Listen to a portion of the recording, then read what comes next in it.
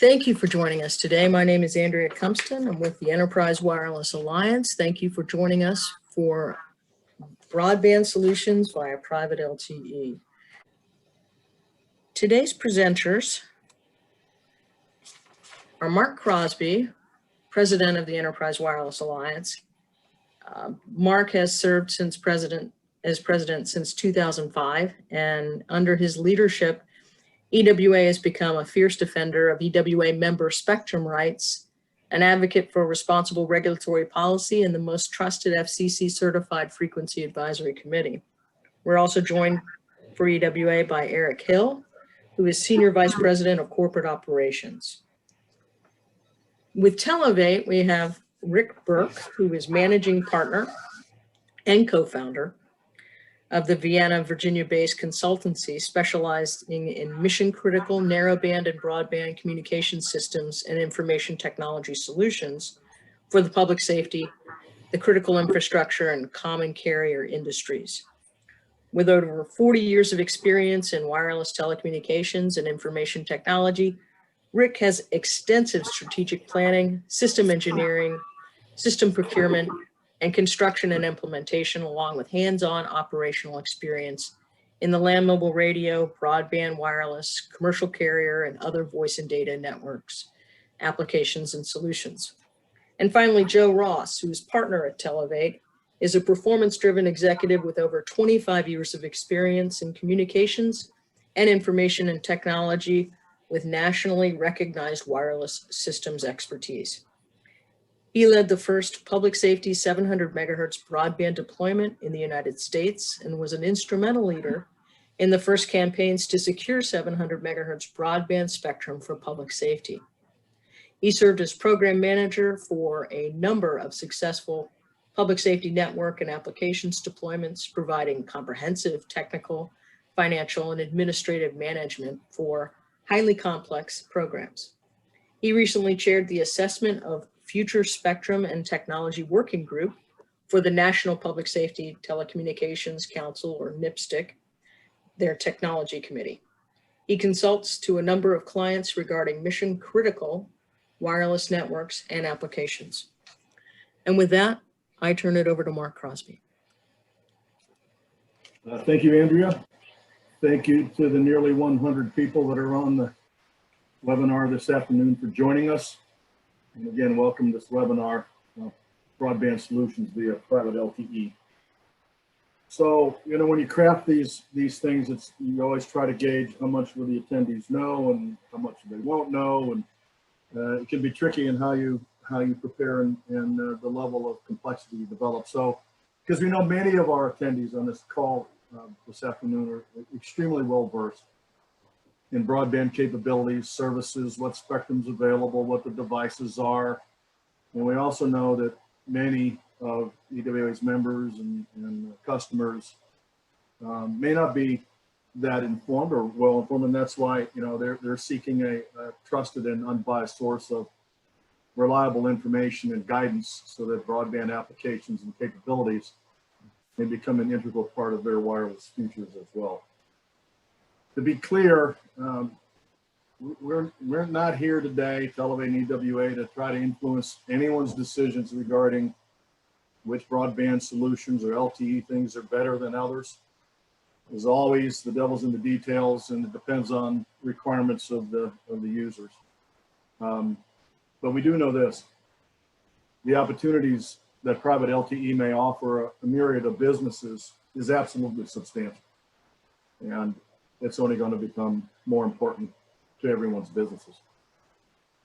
So if I have one objective this afternoon, we want everybody on this call to walk away with the knowledge that the strategic alliance of EWA and Televate may become your trusted source for critical information planning and execution in the months and years ahead, no matter where you may be in the broadband private LTE learning curve.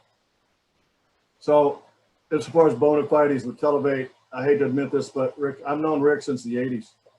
And we worked on a project. I think, Rick, it was clearing incumbents from skinny PCS, narrowband PCS. It was. day, and it was an exciting project. We landed a major carrier at the time, and we helped them deploy at that point in time narrowband PCS. That was fun.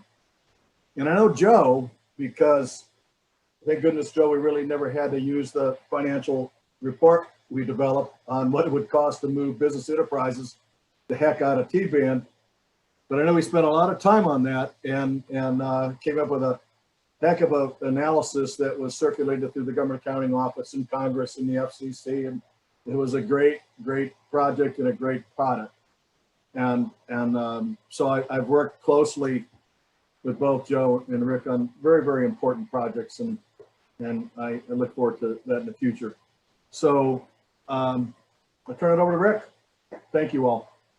All right, let me get started over. Thank you, Mark. It's great to be sharing this private LTE webinar with you and the EWA team.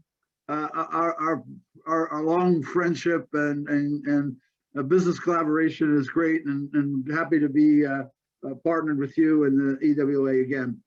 And to our audience, many thanks to all of you for participating in our presentation of the emerging private LTE wireless broadband marketplace.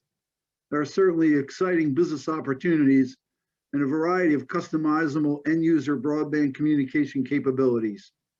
So over the course of the webinar, we intend to provide you an overview of the private LTE wireless broadband landscape and opportunity. Our objectives are to share insight into the private LTE business and operations landscape, discuss LTE capabilities, use cases, and vertical market opportunities, and then we will provide you with a non-technical overview that will briefly cover available wireless frequency bands and associated licensing strategies, private LTE equipment infrastructure and device manufacturers and options.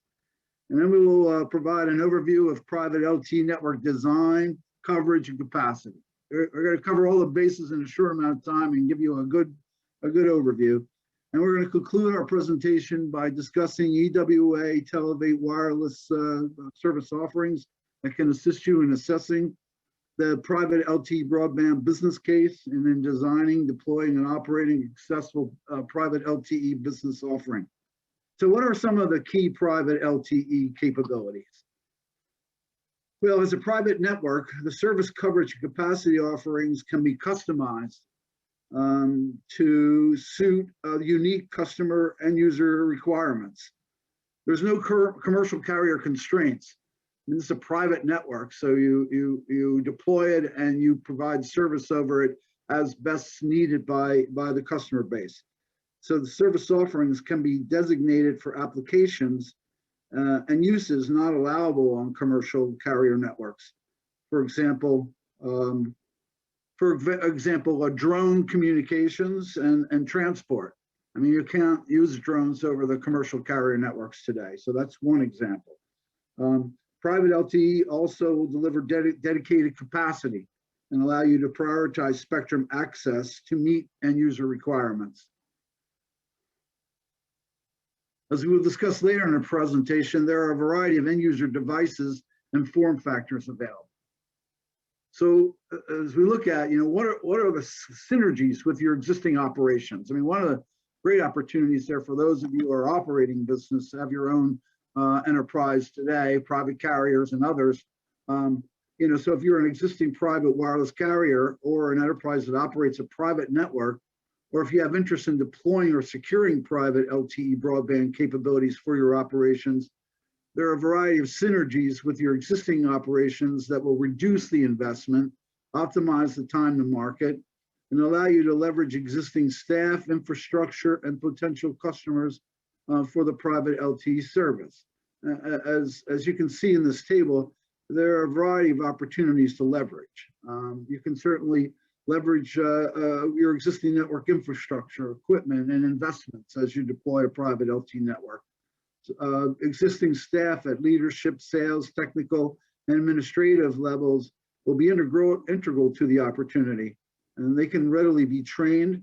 And while broadband is a new service, maybe a new service offering to you, it is still radio or wireless telecom, and many of the skills are transferable to a broadband business platform. Your existing customer base will likely have broadband wireless needs. And there are certainly new customer opportunities to leverage in the wireless broadband marketplace, perhaps in private-public partnerships, or in partnership with an owner of a campus network that you design, construct, implement, and operate on their behalf. A number of your legacy vendors and manufacturers are currently or may eventually offer private LTE solutions. And you can certainly maintain relationships with trusted site leasing, site development and construction, facility maintenance, and others to build and operate a private LTE network.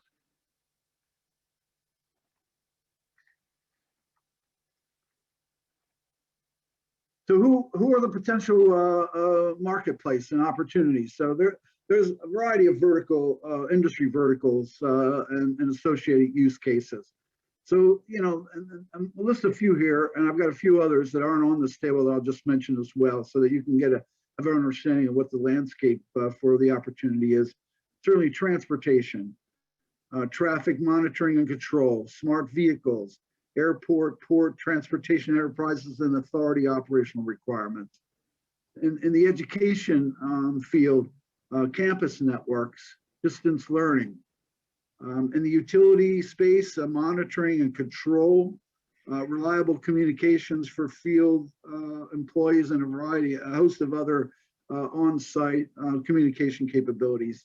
In the medical field, data sharing between medical staff and devices, telemedicine, and a host of others. And the manufacturing landscape, certainly high reliable remote monitoring and control capabilities, Internet of Things solutions to further support your business operations. Not listed on this one, you could stay there, please. Not listed on this, public safety and other government communications to employees, citizens, and visitors. There was a lot of discussion about the smart and soon to be smarter city, and how wireless and broadband wireless will play a big role in the evolution of those enterprises and capabilities. High traffic venues such as airports, train stations, stadiums, mall, corporate and collegiate campus environments. There are broadband needs that supersede current carrier offerings. And there's certainly many others that can be customized to meet the broadband communication requirements of a motivated customer base. Okay, next slide, please. All right, so I've given you as well as introducing the verticals, I talked about some of the use cases that are available. And on the left side of this graph here, I've mentioned most of these, but on the right side, there are a variety of others. Workforce mobility, in-building and smart buildings, secure communications and surveillance, IoT applications and industrial automation, smart metering, data transport, remote vehicle, drone networks, and a host of others. I mean, we have a list there that filled up so many pages that we couldn't present them all to you.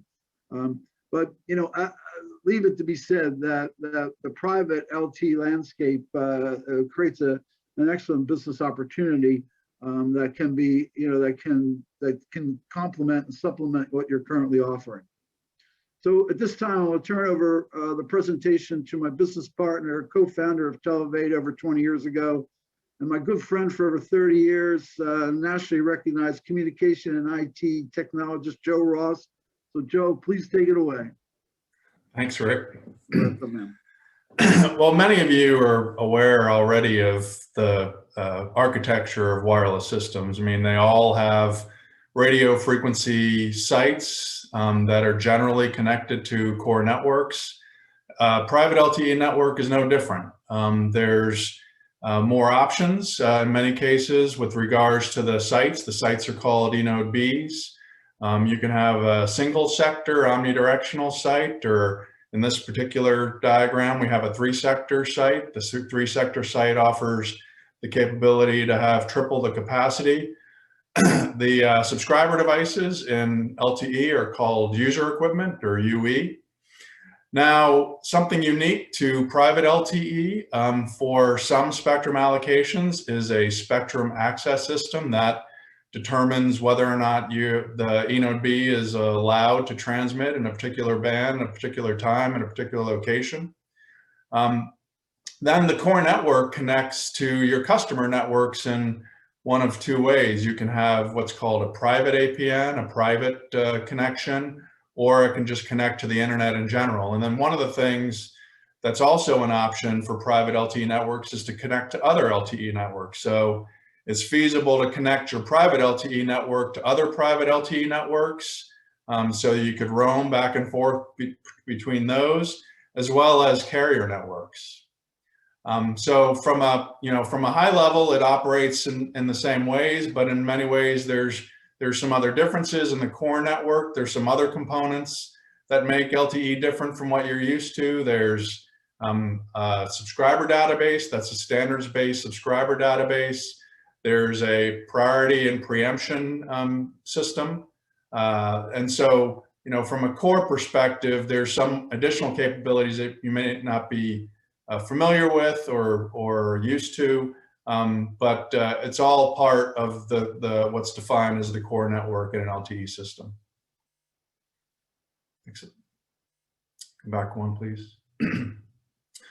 So in terms of the vendors, on the infrastructure side, you have the vendors that have been serving the commercial carriers for decades, right? You have Ericsson, Nokia, Cisco, Samsung. I mean, Samsung is a newer entrant.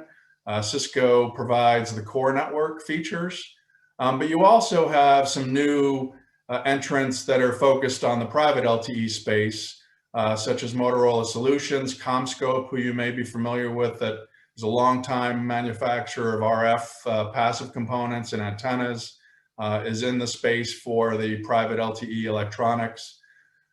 On the SAS side, you have 5 approved vendors that you would interface with in order to determine whether or not you could transmit at any one time. And the device manufacturers for private LTE runs the full gamut of mass scale, large, millions of LTE devices like Samsung and Apple. They support some of the bands that we're going to talk about today, as well as specialty solutions from perhaps Motorola Solutions or GE. And so it runs the full gamut. So depending upon what kind of application you have, there's a lot of different devices to choose from. Next slide, please. So when it comes to spectrum, I'm going to talk about the high bands first. First and foremost, there's the Citizens Broadband Radio Service, or CBRS. It's operating at 3.5 gig. Excuse me. So the footprint is going to be a little bit smaller than other lower band spectrums. It's currently available, as are the devices. There's 2 different pieces of CBRS. There's the general GAA, general authorized access. There's 80 megahertz, that's unlicensed. There's the priority access license, or the PALs, that's 70 megahertz of spectrum. So those licenses were licensed in auction. Nearly every county has licenses. The licensees paid between $1,000 and $52 million per county. So clearly there's a lot of variability in the value and the cost structure. And there would be both lease and purchase options with some of those licensees. It does require a SAS, so the Spectrum Spectrum Access System.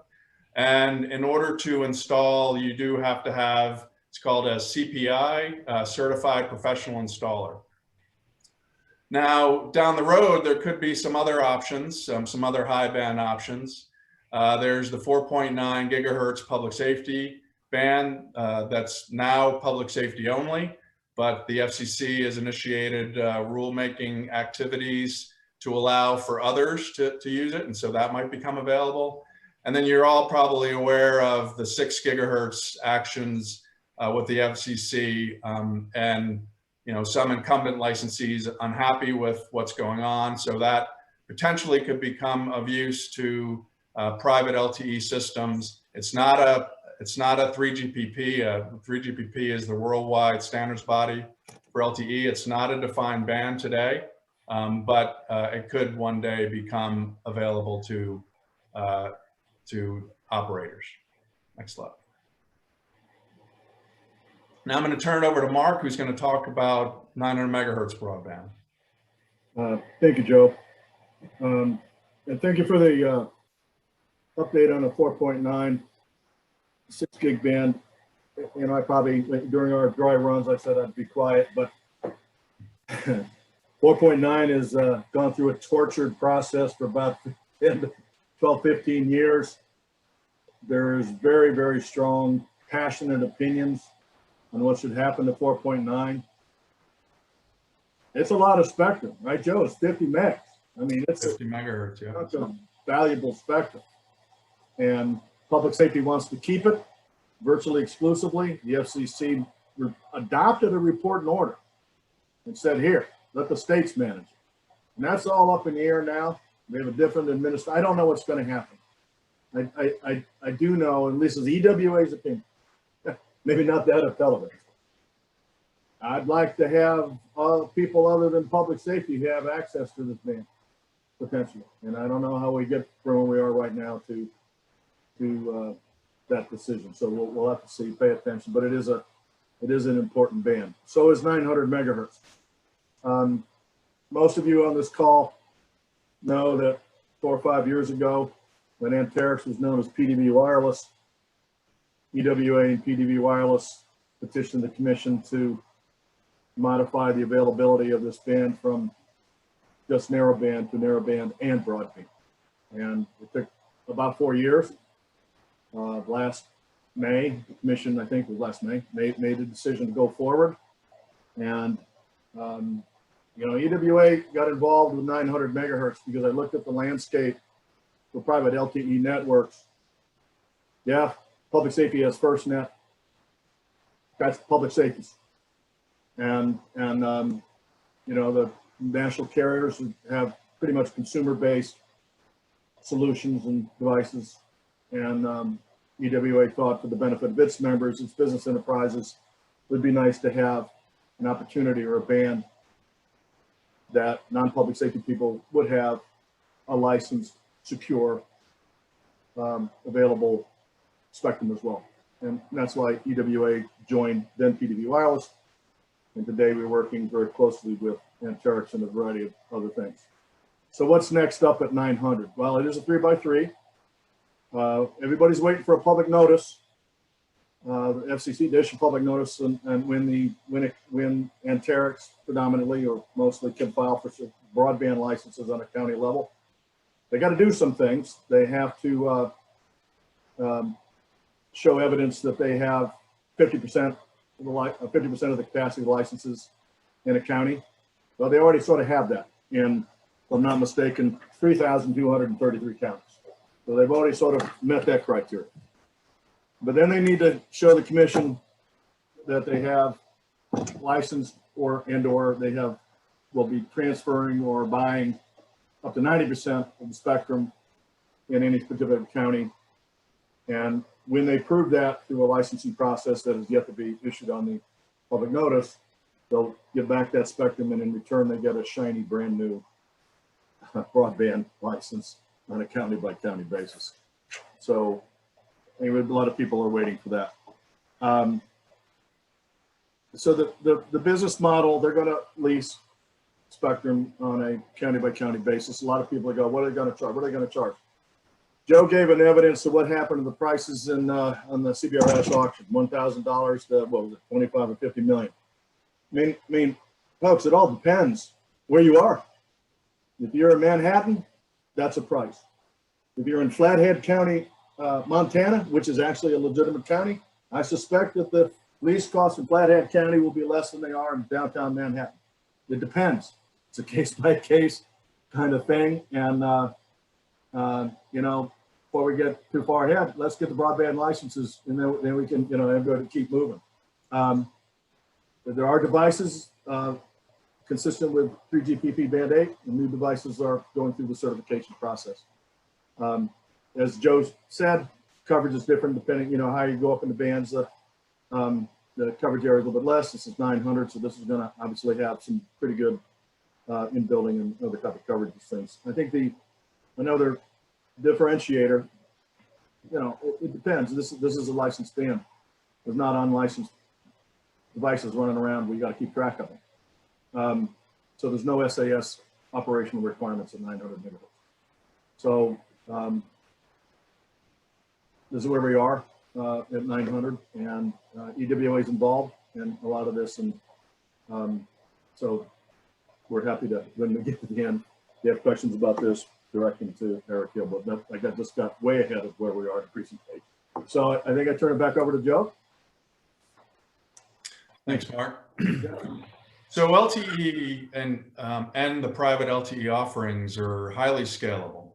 So starting in the upper left, if you need more coverage, you can add more sites. So assuming you have a license that accommodates it, or if you're using CBRS, then it's really just getting another site registered with your SAS, as well as capacity. So the cell carriers over the past 20, 30 years have been doing cell splitting. So without adding additional spectrum, they can do a cell split that adds more capacity to a particular location. Now, clearly that's going to cost more money from an operational and capital perspective, but it is possible to add coverage and capacity in that way. To the upper right, there's a variety of different power classes available. So all the way down to 250 milliwatts, perhaps for an indoor application, to the tens of watts for an outdoor application. And so basically, depending upon what you're trying to cover, there's generally a private LTE solution for that on the eNode B side, on the transmitter side. Then on the lower left, you can see a graph that shows that when you go from a smaller bandwidth of 3 megahertz that's doing perhaps 30 megabits a second, all the way up to perhaps a CBRS size out spectrum allocation that can do upwards of 300 megabits, the capacity scale. So depending upon what your net capacity requirements are, LTE and private LTE can accommodate those. Now, clearly, as Mark was mentioning, if you're at a higher frequency, you're going to have a smaller footprint. So you can also do things like an overlay, underlay, where you could have an overlay at 900 megahertz, and you could have an underlay at 3.5 gigahertz that's offering you a lot of capacity, but you still offer the same footprint of a full 900 megahertz solution. And then the private LTE systems are also make it more affordable to have smaller capacities. So you can be licensed for tens of megabits all the way up to gigabits in speed. Slide. So there's dozens and dozens of private LTE subscriber devices available on the market. So many of the current models support the band, the 3GPP defined band for CBRS, and many also support the 900 megahertz offering. So you have a variety of smartphones and tablets that currently support it, as well as more specialty devices like a modem or even an IoT module. So that could enable, you could smart enable manufacturing equipment and track and communicate with it, over a wider area than what might be available with Wi-Fi, for example. So when comparing capacity and coverage of private LTE to other solutions, so with Wi-Fi, there's a lot of spectrum available. There a lot more than what would normally be available with private LTE. And the commercial carriers are also operating with a lot more capacity. So they can, they're operating with 150, 180 megahertz of spectrum. And where, I mean, it's possible that you could aggregate as much spectrum for your own operations for that. So, but, you know, in general, the carriers are utilizing a whole lot more spectrum. And then, of course, with land mobile radio, with the narrowband size of the data channel, it's offering a whole lot less capacity. But where it makes up, where it lacks in capacity, it offers a whole lot more coverage. I mean, generally, you can have higher output powers with land mobile radio. The link budget is better with land mobile radio. You can pick up signals a little further with land mobile radio compared to LTE, although LTE is a whole lot better than Wi-Fi. So even the same output power from private LTE compared to Wi-Fi, the LTE is going to be able to connect with devices further away and at lower signal levels. And between private LTE and commercial, thanks to the possibility of 900 megahertz, the private LTE and commercial cell sites on an individual perspective would have roughly the same coverage. The commercial carriers are operating at 700, 800, and if private LTE is operating at 900, then they should have fairly comparable coverage. Now, if you're talking about private LTE at CBRS spectrum allocations, then you would have a substantially smaller footprint. So in terms of all the broadband options, you know, there's some pros and cons to all the different solutions, right? So you have commercial cellular, you have private LTE, and you have Wi-Fi. Now, one of the things that has to be said is the commercial cellular operators, there's no restriction from them using private LTE, so they would be able to offer private LTE solutions to their customers, and some of the carriers, in fact, are starting to offer their own private LTE solutions.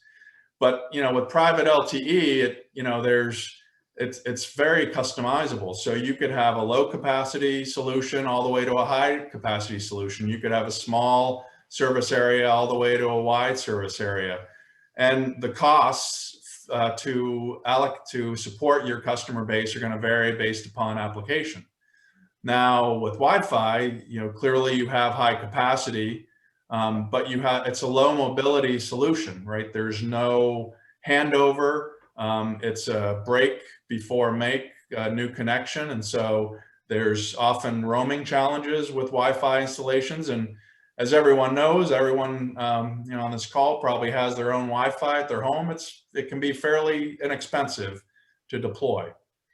Now with commercial cellular, they have medium to high capacity, right? So they you know, depending upon their spectrum allocation, they may have, you know, fairly high capacity, and they now with some of the carriers going to the millimeter wave spectrum allocations, you know, that's extremely high capacity. That's rivaling Wi-Fi solutions. Then it's not dedicated. So a traditional commercial cellular is not dedicated capacity, you know, as opposed to private LTE, as Rick mentioned, that it can be dedicated capacity. So you could build a purpose-built network for a customer where 100% of the capacity is allocated to your users. You also have a lot of flexibility with LTE where you can allocate certain resources that are guaranteed for certain customers. So you can actually subdivide your network to support a variety of customers and offer a guaranteed level of service. And as Rick mentioned early on, you know, there's a high cost for large data volume. So if you're streaming video 24/7, you know, you're going to run up to the carrier caps, and then you're going to start getting throttled. So, you know, they're either going to charge you for that, or they're going to start throttling your bandwidth. All right, so now I'm going to turn it over to Eric, who's going to close us out. Thanks, Joe. So all of these things that we've talked about, use cases, verticals, spectrum, the intention, you know, why are we doing all this? And our goal at EWA, working with Televate, is to be a resource for EWA's members. We're here to provide a little bit of help. We're here to provide a lot of help. It really all depends on what you need, whether it's you, your team, your partners, your customers. We're here to be a resource, as EWA has been in many other areas. Whether you're planning in the initial stages, whether you're putting together a plan, whether you're responding to RFPs, whether you need an RFP to be prepared, all of the various aspects that go into getting a project off the ground, we can help with that. We can also help with anything that is relevant to project initiation. And certainly at the heart of the matter is spectrum. And let me make a point, spectrum is really part of the planning process. You need to think about, and we can help figure out where the right band is for this, depending on equipment, depending on your use case. That's most important. So spectrum always plays an important role at the beginning of any kind of project. If you're far enough along in your project yet you need additional resources, we can help with that with regard to staff augmentation, whether it's any other type of work that you find yourself coming up short with. Let us know about that. My contact details will be on the next slide when we're done with this. But we're not here to be competing in the marketplace, particularly against EWA's customers. We're here to be a resource in an area where you don't have anybody to turn to at the moment. That's what EWA has done in the past with Spectrum, and we want to be that serve that role for you with regard to private LTE offerings. And certainly, if it comes to the point where you're now or your customers are operating networks and you need some help in other areas, certainly training at the end or training at the beginning, let us know. We can spend some time with you, your staff, and others to tee up some training, go into a lot more details that we were addressing at the surface level today. So any manner of help, any size, we want to be that resource for you. We have, as Mark mentioned at the beginning, worked with Televate for many years on a variety of projects, and we think their bona fides are solid, and we are looking forward to working with them, supporting you in any manner that you feel necessary for private LTE. So we'll take a look at my contact details. Give me a call, send me an email, let me know what you're looking for. We'll set up some time. Certainly, we'd like to find out what you need and see where we may be a fit. And if we could go back to that other slide, let's just sort of park at this point on the various services that EWA and Televate are offering to you. I want to ask Mark, Joe, Rick, is there anything that we have gone over so far that you wanted to stress a little bit further? And if not, we've got a few Q&As, a few questions from the audience that we can go into. But let me come back to my panelists. I have nothing to add at this point. This is pretty all-encompassing presentation, if you will, and as I think when we started out, we're aware that members are at different awareness of participation levels. You know, we know we have some members that are already have deployed networks, and so and others that have come to EWA and go, I know I need to be here. Can you help me get there? So it's runs the full gamut. If you don't mind, Eric, I got one question, and it's a great question, and when I read it, I go, this had to be from Mike Saya, right? Because he's up north of Line A. And his question was, does being above Line A have an effect on the spectrum? And I assume that means accessing the spectrum or whatever. I don't know the answer off the top of my head. North of Line A always requires some sort of treaty with Canada. I don't know, Rick or Joe. Yeah, I can give you some insight. I'll get the answers from 900. I don't know. I suspect that there may be, but maybe not. There might be interference levels that can't cross the border. I'm not sure, but I don't know. I'll get the answer. So when Mike's question came in, we started researching an answer, and so what we've read is that CBRS is required to respect the international coordination agreement with Canada. There isn't an agreement with Mexico, but there is a responsibility. Oh, someone's got to turn their voice down. So, basically the requirement is there.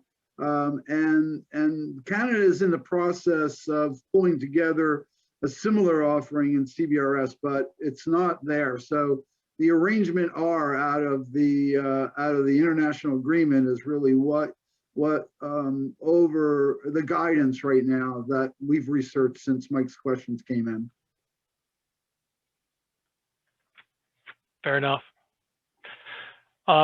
I've got one that came into me by email beforehand, so let me go ahead and raise this. What can you tell me about the band benefits, spectrum? What can you tell me about spectrum benefits and devices to help me have an initial discussion with my college campus customer? Band benefits, use cases.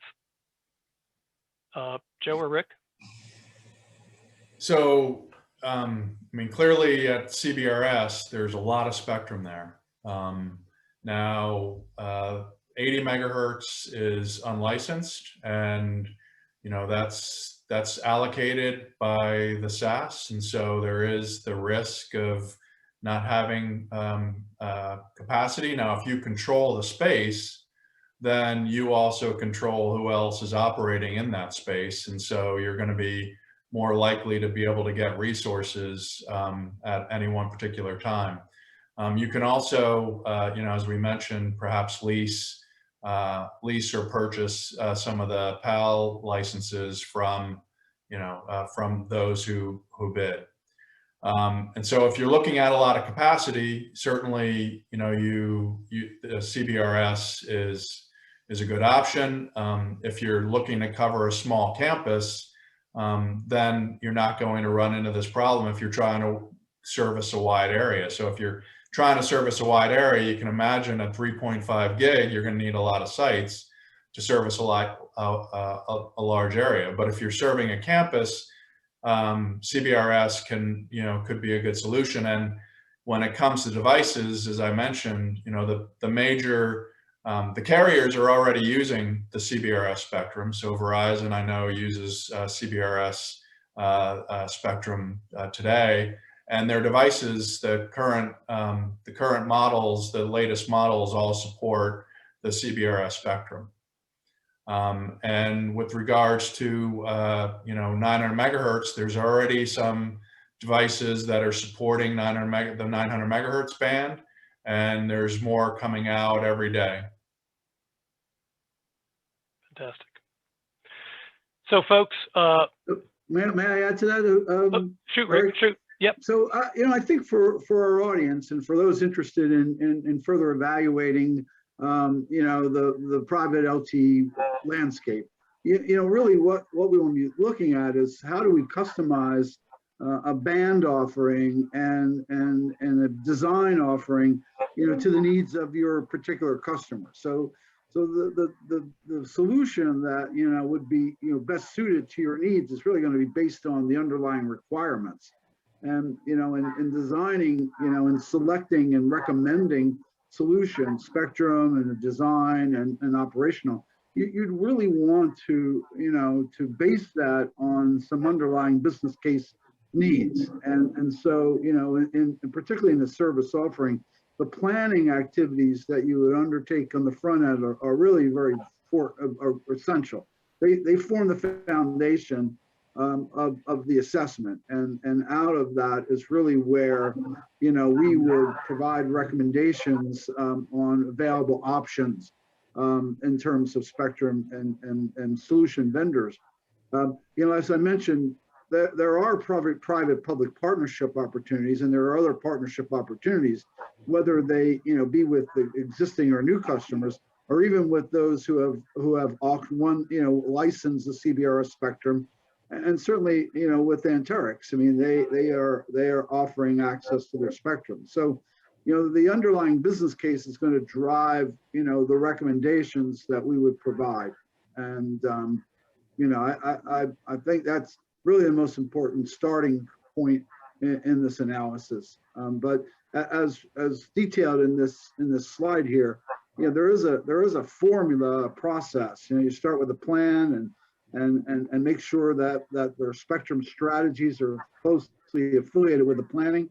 And then from there, you would, you know, based on, you know, whether or not this is a viable market opportunity for you, then you would, you know, progress on the project initiation and deployment and other activities. Yeah, the big takeaway is, you know, you don't have to go it alone. We aim to help. So give us a call, reach out, let us know how we can help. Yeah, and I also to add on that, Eric, there are no dumb questions, and it doesn't matter where you are in the learning curve. We're ready, willing, and able to assist all of you, and no matter what the requirement or information or education or whatever it is that you may need. Yeah, and to everybody, you know, we mentioned at the top of the call that this strategic alliance that EWA and Televate have formed to help with private LTE deployments and implementations is an EWA member only service. But for those of you that are not members or don't know if you are or not, give me a call still. We'd love to have a conversation with you, see what you're up to, and see how we might be able to help you as well.